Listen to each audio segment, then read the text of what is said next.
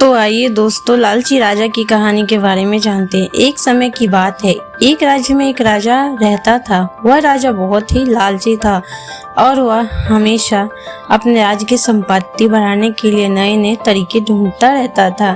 राजा के पास एक बड़ा खजाना था जिसमें सोने, चांदी और हीरे जवाहरात भरे हुए थे।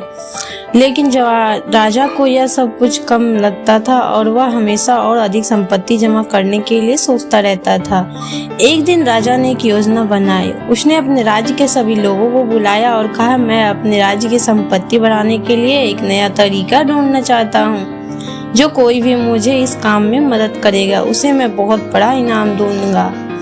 राज्य के सभी लोगों ने राजा की बात मानी और उन्होंने उसकी मदद करने के लिए नए नए तरीके ढूंढने शुरू कर दिए। लेकिन राजा की लालच इतनी बढ़ गई थी कि वह किसी भी बात नहीं सुनता था और वह हमेशा अपने तरीके से ही काम करना चाहता था। एक दिन राजा के पास एक बूढ़ा आदमी आया। वह आदमी बहुत ही गरीब था लेकिन वह बहुत ही बुद्धिमान था।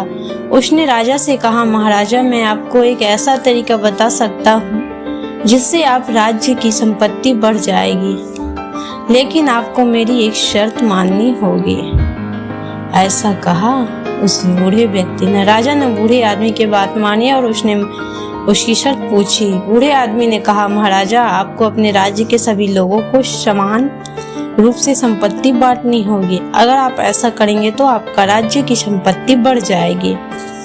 राजा ने बूढ़े आदमी की बात नहीं मानी और उसने कहा, मैं अपने राज्य की संपत्ति किसी और को नहीं दूंगा, मैं सब कुछ अपने लिए रखूंगा।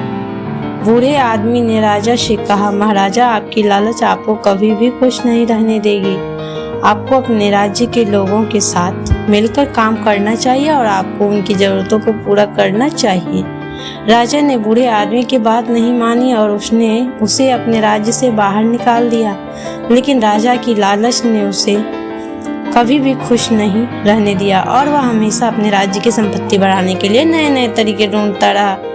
लालच राजा की कहानी हमें यह सिखाती है, लालच हमें कभी भी खुशी नहीं रहने देती है। राजा की लालच ने उसे अपने राज्य के लोगों के साथ मिलकर काम करने नहीं दिया और उसने अपनी संपत्ति बढ़ाने के लिए नए नए तरीके ढूंढते रहे।